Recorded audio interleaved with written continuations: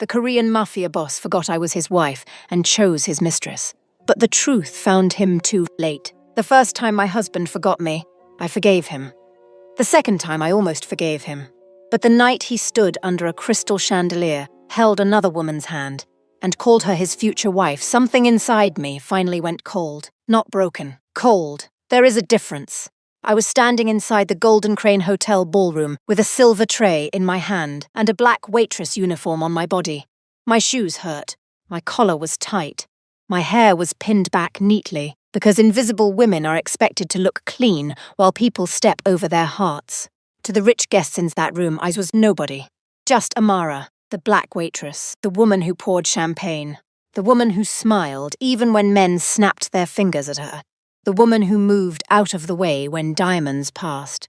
But 5 years before that night, I had another name in that same room, Mrs. Kwon Ji-han's wife, the secret wife of the most feared Korean mafia boss in the city, the woman who helped him turn blood money into clean money, the woman who signed half the empire into life while the city thought she was only serving tables, the woman he once promised to remember, even if the world burned down.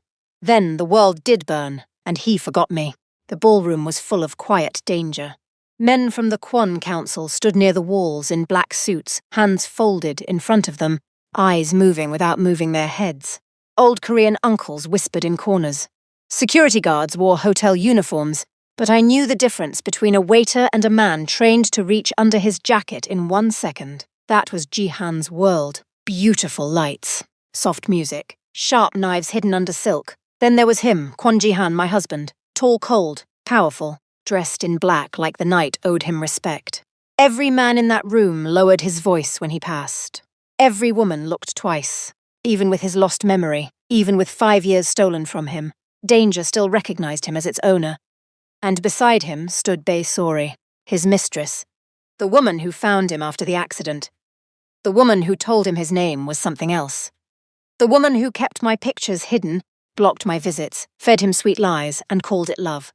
She wore a red silk gown and my favorite pearl earrings.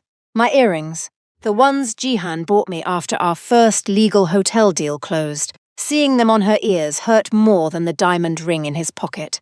The music softened, the lights dimmed. A small spotlight found them. Sori placed one hand over her chest like she was surprised.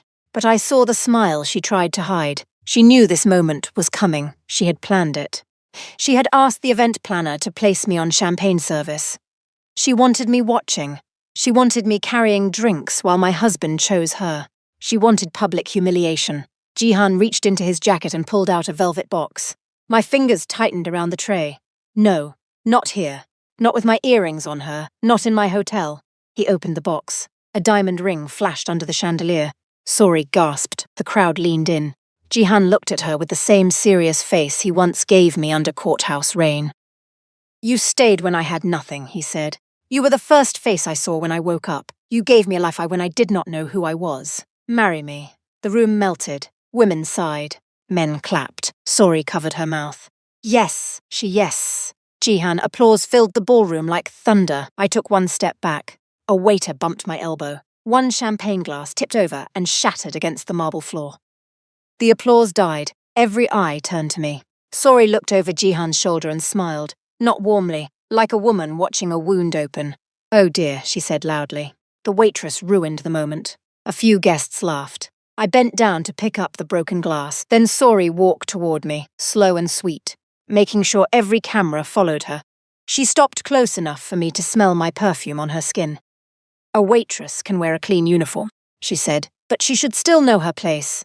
The room went quiet. That was the face slap, not with her hand. With her words, I looked up at her.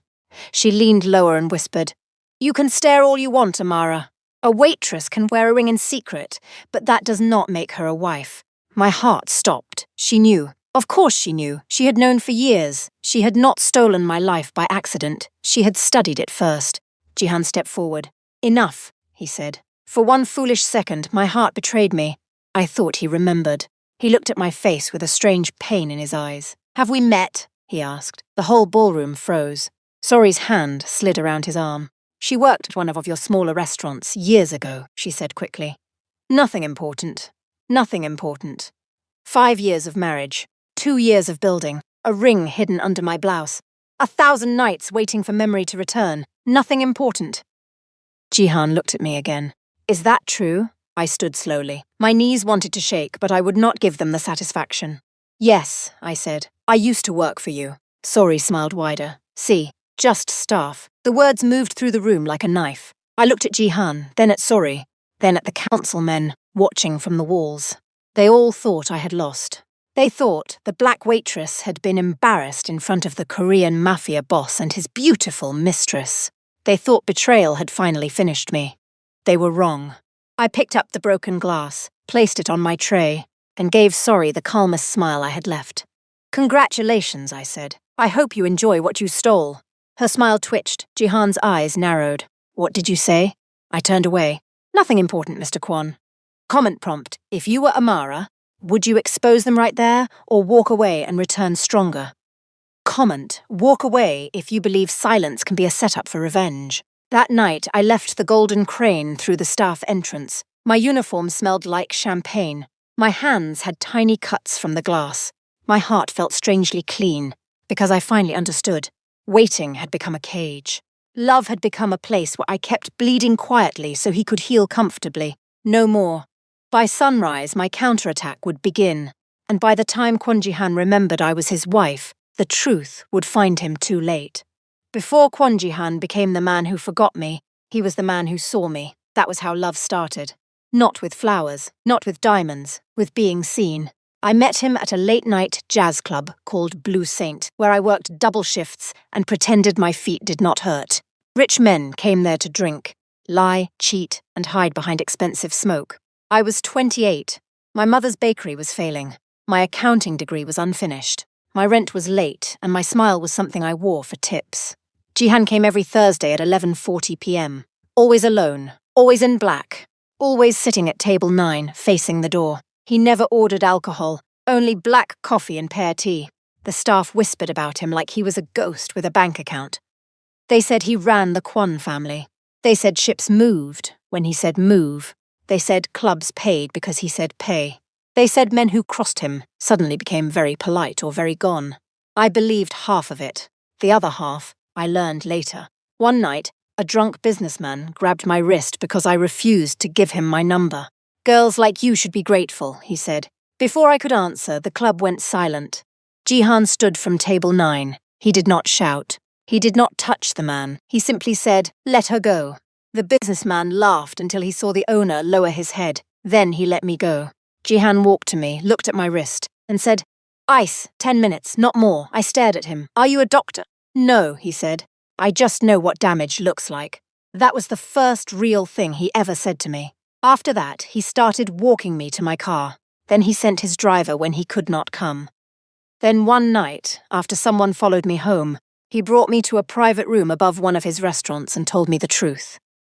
"I have enemies," he said. "If you stand near me, they will notice. Is that your warning? It is my chance to let you leave. I should have left. A smart woman would have. But love does not always look like danger at first. Sometimes it looks like protection. Sometimes it looks like a man noticing your bruised wrist when everyone else looked away." 3 months later, I became more than the waitress he loved. I became the woman he trusted. Jihan was trying to clean the Kwon Empire. His father had built it with fear, illegal deals, and old blood promises. Jihan wanted the legal businesses strong enough to cut the dirty ones loose. Hotels, restaurants, private security, shipping, real estate. He needed someone no one suspected. Someone who understood numbers. Someone invisible, me. By day, I served drinks. By night, I reviewed contracts. I found fake invoices. I spotted missing money. I traced hidden payments through shell companies. I saw patterns his men missed because they were trained to look for bullets, not bookkeeping. Jihan called me his quiet blade. I called him trouble in a tailored suit. He laughed only when we were alone. That laugh became my favorite sound. We married at midnight on a rainy Tuesday. No big wedding, no white flowers, no family blessing. Just a courthouse judge, his old advisor, Mr. Ko, my best friend Talia, and the smell of rain on his coat. He slid a plain gold ring onto my finger. "I cannot give you peace yet," he said, "but I can give you truth." I believed him. Then he signed the first papers for Bellamy Kwon Holdings, my name first. His choice. Why my name first? I asked. Because they will never see you coming, he said, and one day that will save us. For 2 years we built in secret. The city thought Jihan owned everything. But the clean empire had my fingerprints everywhere. I owned 49% through the Bellamy Trust. I signed the emergency clauses. I approved hotel transfers. I built staff protections. I created the account locks.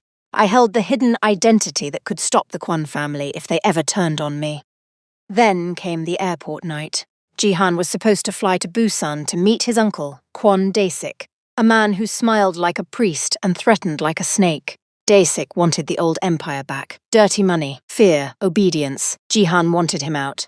Before Jihan left, he came to my mother's bakery kitchen, where I was baking sweet potato pie. He stole a spoonful of filling.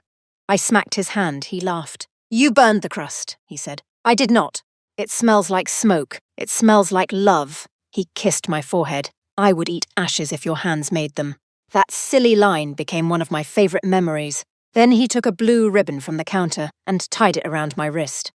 For luck, he said. When you come back, I told him. No more hiding. His face went serious. No more hiding. I will tell the city you are my wife. Promise? He touched my ring. Even if I forget my own name, he never made it to the plane. His SUV was hit before the private terminal. His driver died. Jihan disappeared. For 3 months I searched everywhere. Hospitals, ports, private clinics, fishing villages, police basements. Places where money opened doors and grief kept me walking. Then I found him, a coastal clinic, a scar near his temple, a different name in his chart, and Bae Sori beside his bed. She looked at me like she had been expecting me. He does not know you, she said. I pushed past her. Jihan.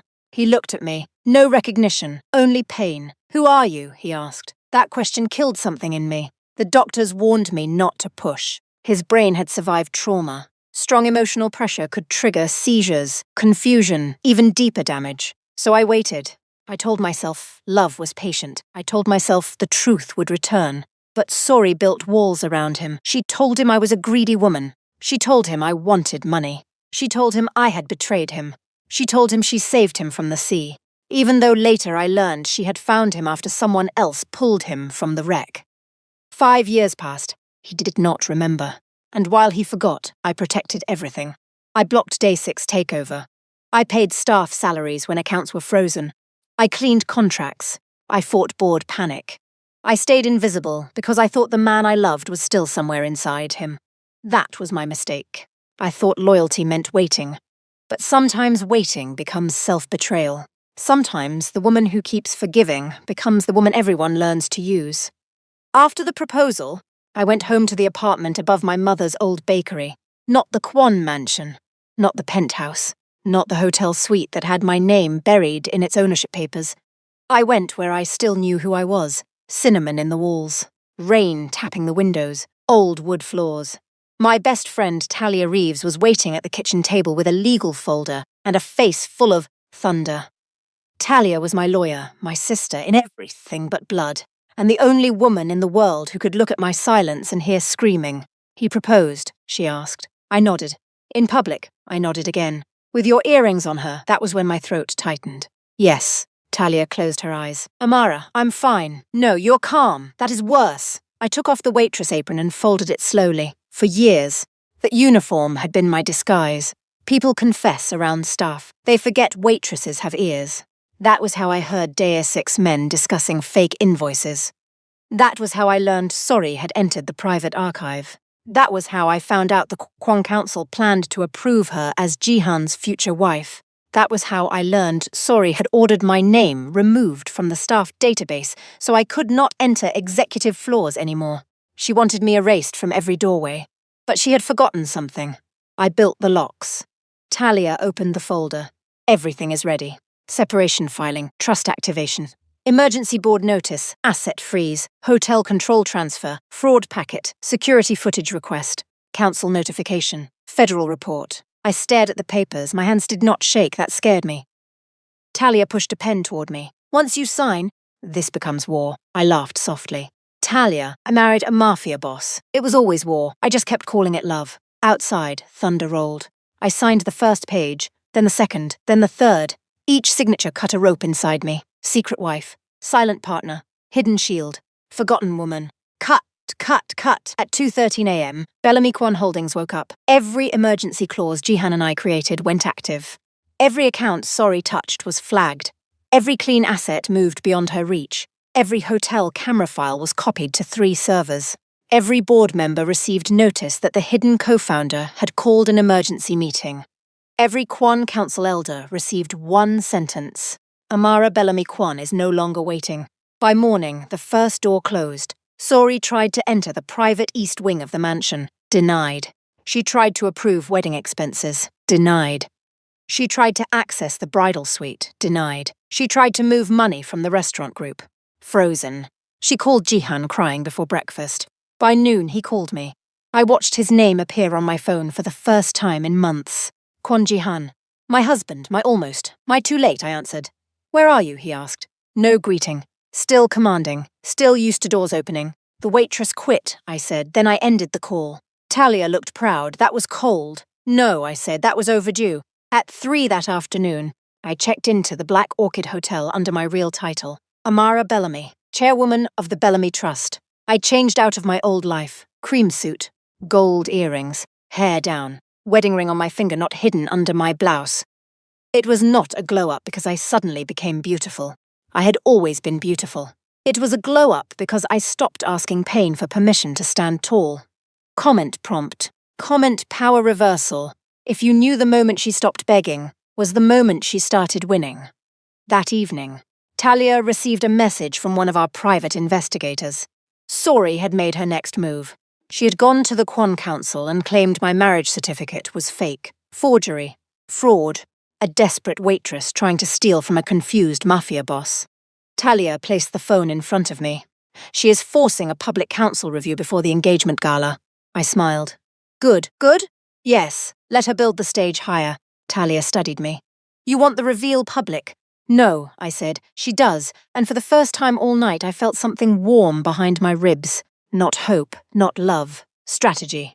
Kwon Jihan came to the Black Orchid the next morning. No appointment, no warning, of course. Men like him think urgency is a key. The lobby changed when he walked in. Conversations lowered. Security straightened. A businessman near the elevator stepped aside before Jihan even reached him. 2 guards followed behind him. Not hotel guards. Kwan men. I could tell by their shoes, their posture, and the way their eyes checked exits before faces. I was sitting near the fireplace with Talia and Mr. Ko, reviewing the council file. The lobby manager hurried over. Ms. Bellamy, Mr. Kwan is demanding to speak with you. Demanding, I closed my folder. Tell him he has 10 minutes. Mr. Ko's mouth twitched like he wanted to smile. Jihan approached slowly. When he saw me, he stopped. His eyes moved over my face, my hair, my suit, my ring. Something inside him flickered. Pain, confusion, recognition trying to crawl through a locked door. Amara, he said. My name sounded familiar and foreign in his mouth. Mr. Kwan. His jaw tightened. You blocked me. Yes. You froze accounts. Yes. You shut Sorry out of the mansion. The mansion belongs to the trust on the clean side. She has no legal access. His eyes narrowed. You speak like you own my life. No, I said. I speak like I stopped letting you own mine. Talia stood. I'll be nearby. Mr. Ko bowed his head and stepped away too. Jihan waited until they left. What is happening? What part? My company, my house, my board, my council. Sorry says you forged documents. Sorry also says she saved you from the sea. His face darkened. She did. No, she found you after someone else saved you. Then she built a love story on top of your head injury. He stepped closer. Careful. There he was. The Mafia boss. The warning voice. The room went colder. But I had lived with that voice. I had kissed that mouth. I had watched powerful men tremble under that tone. I did not move. Do not threaten me with the monster I helped you control, I said. His eyes flashed. Then the anger broke into pain. Were we married? I laughed once, sharp and sad. You ask like marriage is a rumor. Answer me. Yes, we were married. His face changed. Why did no one tell me? People did. Sorry filtered them out. Doctors were paid. Staff were dismissed. Mr. Ko was kept away for months. I was painted as a gold digger. And you believed the woman who stood closest to your hospital bed. He pressed his fingers to his temple. I don't remember. I know. Then help me remember. There it was, the sentence I once prayed for. But prayers that arrive after humiliation do not feel holy. They feel late. I pulled one envelope from my bag and placed it on the table. Inside was a copy of our marriage certificate, a courthouse photo, Bellamy Kwon founding papers, a napkin from Blue Sint, and the blue ribbon he tied around my wrist the night he vanished. His hand stopped over the ribbon. His breathing changed. "What is this?" "You gave it to me before the airport." His fingers touched the faded blue fabric. A sharp pain crossed his face. I saw the memory hit him, but not fully. "Like lightning behind clouds," he whispered, "sweet potato." My chest tightened. "What?" He looked at me, confused by his own mouth. "Smoke. You said it smelled like love." For a second, the room disappeared. I was back in my mother's kitchen, flour on my hands. His laugh in the air, the burned crust, his lips on my forehead, his voice saying, "I would eat ashes if your hands made them." Jihan grabbed the edge of the table. "Why do I know that?" I blinked hard. "Because you were there." His eyes lifted to mine. "Amara." The old softness almost returned. Almost. Then his phone rang. Sorry, the screen, lit up between us like a curse, did not answer. "Good. But not enough," I stood. "I gave you proof. What you do with it is your problem now." He rose too. "Don't walk away." I looked at him. "You walked away from me every day. You chose not to question why my name hurt you. I was injured." "Yes, and I was loyal. Both can be true." He had no answer. So I gave him the one he deserved. "You want memory. I want freedom." Then I left him standing there with the ribbon in his hand. By night, Sori made her next public move. She announced the engagement gala would continue. Then she leaked a statement to the press. A former waitress is attempting to exploit Mr. Kwon's medical condition with forged marriage claims. That was her last mistake, because now she had not only stolen my life, she had dared me to prove it in front of everyone. The engagement gala began with locked doors. Sori had learned from the first ballroom night. This time she ordered extra security, changed the guest list, and told the hotel staff not to let me enter. That would have worked if she owned the hotel. She did not. I arrived at the Golden Crane 30 minutes after the press. Not through the front. Through the owner's entrance. Talia walked beside me with a silver laptop. Mr. Ko followed behind us with 2 council elders who had finally decided truth was safer than Sori. Inside the ballroom, Sori had built herself a throne out of flowers and lies. White roses covered the stage. Gold lights washed the walls. A giant screen behind her showed soft photos of her and Jihan walking on beaches, attending charity dinners, smiling beside hospital donors. Fake memories for a stolen life. Jihan stood beside her, but he did not look proud. He looked haunted. Good. The blue ribbon had started digging. Sori lifted her glass. "Tonight," she said, "we celebrate love, loyalty, and the future of the Kwon family." The Kwon Council watched from the front row. Reporters raised cameras. Sori smiled at them like she was already queen. She continued, "Some people from the past cannot accept that they were never chosen. Some people mistake service for importance. But tonight, we move forward," the crowd murmured.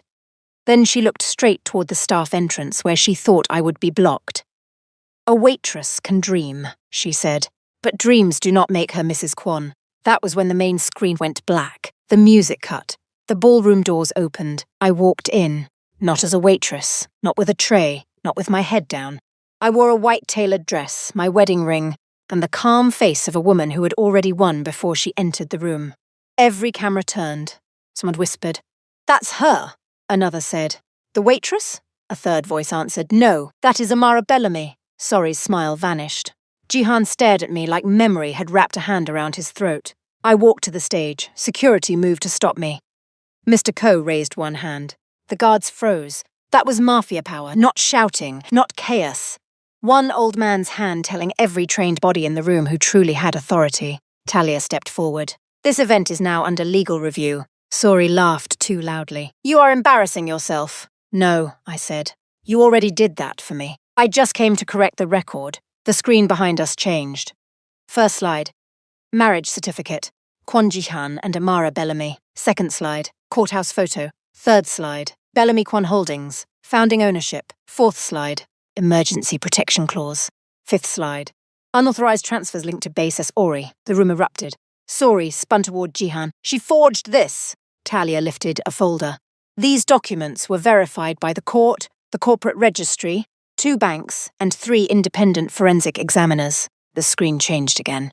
Security footage appeared. Sori entering the private archive. Sorry removing files. Sorry meeting Kwon Daesik. Sorry speaking to a doctor outside Jihan's hospital room. Then audio filled the ballroom. Sorry's voice. If he remembers Amara, everything falls apart. Tell him she only wants money. Keep her away from him. The crowd went dead silent. That silence was the loudest thing I had ever heard. Sorry backed up. No, that is edited. Mr. Ko stepped onto the stage. It is not. Sorry's face twisted. You old fool, the council elders stiffened. Mr. Ko did not blink. Sorry lied to the Kwon family, manipulated an injured man, misused company access, and conspired with Kwon Daesik. Under council law, she has no protection. For the first time, Sorry looked afraid. Jihan stepped toward the screen. The courthouse photo glowed above him. Me in my simple white dress, him in his black coat. Rain on our shoulders, the blue ribbon on my wrist. He stared. Then his hand went to his temple. His knees almost gave. A guard moved forward, but Jihan pushed him away. No, he whispered, his eyes filled with horror. Then he looked at me. You burned the pie, he said. The ballroom froze. My breath caught. Jihan's voice shook. You were angry because you thought my mother would hate it. I told you I would eat ashes if your hands made them. Tears burned my eyes. No one else understood that sentence. But I did. He remembered. Not the documents, not the ring, not the empire. Me, his face broke. Amara! Sorry screamed. Stop it! Jihan turned on her. You knew. No. You knew she was my wife. Sorry's eyes filled with panic. She abandoned you. I stayed. You imprisoned me inside a lie. I loved you. You loved what you could steal. She pointed at me. She was a waitress. She was nothing before you. I stepped closer. No, Sorry. I was invisible before him. That is not the same as nothing. The screen changed one final time. A list of frozen accounts. Her name. Daesik's name. The shell companies. The stolen transfers. The false medical payments. Her whole fake life exposed in white letters. Talia spoke clearly. Sorry. You are removed from all Bellamy Kwon properties. Your accounts are frozen pending federal investigation. The engagement is void. The company has filed criminal complaints. Sorry looked at Jihan. Do something. He stared at her like he finally saw the snake under the silk. I am. He turned to the guards. Remove her. Sorry screamed as they took her arms. You can't do this to me. I saved you. Jihan's voice was low. No. You found a wounded man and stole his life. As they dragged her past me, she hissed. You think you won? I looked at her. No. I did. The room heard it. The cameras caught it. The internet would repeat it. That was not just revenge. That was karma in a white dress. That was a public humiliation turned inside out. That was the hidden identity reveal. The city would never forget. That was the moment the waitress became the woman who owned the room, and the mistress became the cautionary tale. After the gala, the city changed its story overnight. The same guests who laughed when Sorry called me staff now called me Chairwoman Bellamy Kwon. The same reporters who ignored me now requested interviews. The same board members who once spoke over me now stood when I entered the room. That is how power works in public. People respect what they realize they cannot take.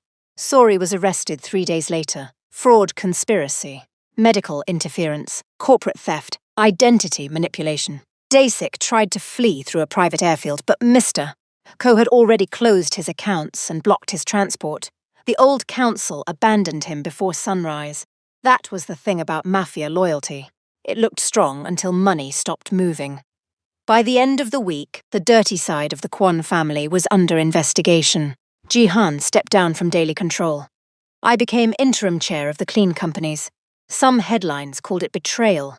Some called it revenge. Some called it the greatest power reversal the city had ever seen. One headline went viral. She walked away with everything. That was not fully true. I walked away with what was mine. There is a difference. Jihan came to see me 2 weeks later. No guards, no black suit, no command in his walk. He found me at my mother's bakery, sitting by the window with coffee in a chipped blue mug. Rain tapped against the glass. Of course it rained. Our story always knew how to be dramatic. May I sit? He asked. I nodded. He sat across from me. For a long moment he said nothing. Then he placed a folder on the table. What is this? I asked. My shares in the first 3 restaurant groups. I signed them into the employee trust you created. I opened the folder. It was real, no trick, no condition. I looked at him. Why? Because you were right. The people who served us deserved protection before the powerful protected themselves. That hurt. Not because it was bad, because it was exactly the kind of man I had once loved. He placed another envelope on the table. My chest tightened. "The divorce papers," he said. Signed. The bakery went quiet, or maybe I stopped hearing everything else. He looked at me with red eyes. I do not want this, but I have no right to hold you because I finally remembered what I should have protected. I touched the envelope. For years, I had imagined this moment differently. I thought if he remembered me, my heart would run back home. But memory is not a magic spell. It cannot erase the nights I cried in silence. It cannot erase Sorry wearing my earrings. It cannot erase him calling me staff. It cannot erase the way I shrank myself to keep him safe. "I am sorry," he said. Simple words. Too small, still real. "I am sorry for forgetting you. I am sorry for believing her. I am sorry for letting the city humiliate you. I am sorry you carried my empire, while I could not even carry your name." My throat tightened. "You were injured, yes," he said, "but you were wounded too, and everyone treated my wound like tragedy, while treating yours like inconvenience." That sentence almost broke me, because he finally understood. Too late. "But I loved you," I said, his face twisted. "I know, no," I said softly, "you know now. But I loved you when loving you made me invisible. I loved you when your counsel looked through me. I loved you when bankers saw my skin, my uniform, and my last name, and decided I could not understand the numbers. I loved you when Sorry slept in my room and called me nothing. I loved you when you forgot I was your wife." A tear slid down his face. "But I cannot spend the rest of my life proving a truth that should have protected me the first time." He nodded slowly. "I would wait for you. I know. I would spend the rest of my life making it right. I know. Is there any chance?" There it was. The question the old me had prayed for. The question that would have saved us if it came before the proposal, before the public humiliation, before the mistress, before the years of being erased. I looked at him, then at the signed divorce papers. "No," I said. "The truth found you, Jihan, but it found you too late." He closed his eyes. For once he did not fight. Maybe that was his final act of love, to not turn grief into control. He stood after a long silence. At the door, he looked back. "Amara, yes, your grandmother said your name meant grace that survived." I swallowed. "Yes," his voice broke. "You survived me," then he left. I did not chase him. That was my final glow-up. Not the dress, not the company, not the cameras, not the revenge. The fact that I let the door close without begging pain to come back wearing love's face. 6 months later, the Golden Crane Ballroom reopened under a new name, the Bellamy Room. At first, I hated the idea. I did not want my name attached to the place where Suri called me staff and my husband asked if we had met. Talia told me, "That is exactly why your name belongs there." She was right. Some rooms need to be reclaimed.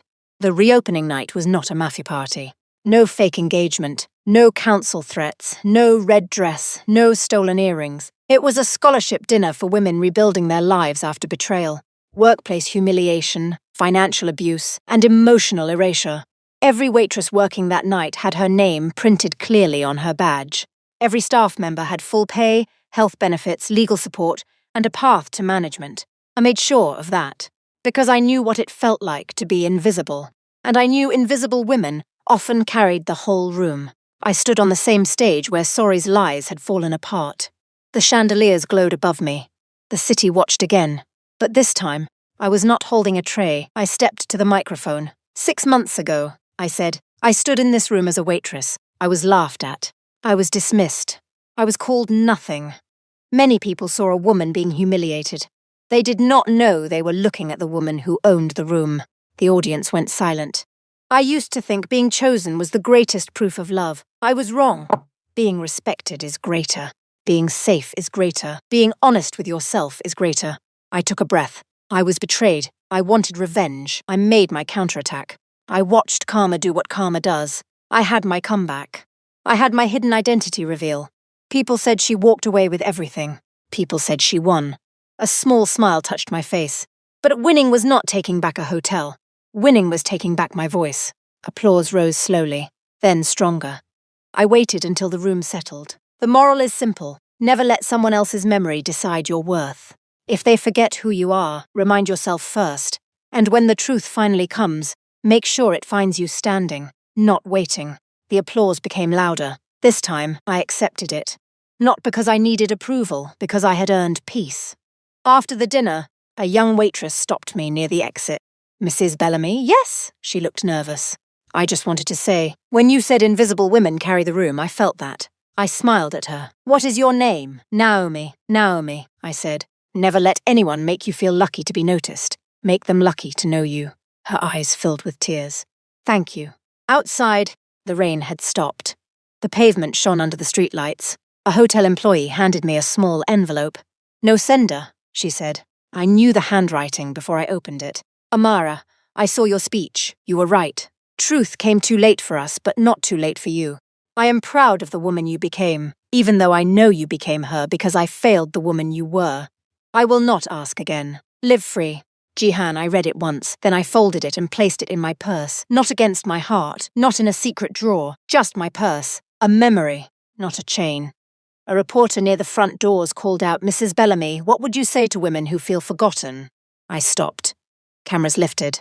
For a second, I thought about Blue Saint, the courthouse, the burned pie, the blue ribbon, the airport, the proposal, the broken glass, Sori's red dress, Jihan's tears, the divorce papers. Then I looked into the camera. I would tell them this, I said. Love is beautiful, but self-respect is what saves you. A person who truly loves you should not need a crowd, a crisis, or a loss to recognize your value. And if they only see your worth after you walk away, keep walking. The reporter lowered her microphone. I smiled. Then I stepped into the night. Behind me, the Bellamy room glowed bright. Ahead of me, the city opened. For years, I thought my story ended when the Korean Mafia boss forgot I was his wife. But that was not the ending. That was the beginning of the woman I became. He forgot me. His mistress replaced me. The city laughed at me. Then truth arrived with receipts. And yes, it arrived too late for him, but right on time for me. Comment, she won. If you believe the best karma is when a woman stops begging and starts becoming herself.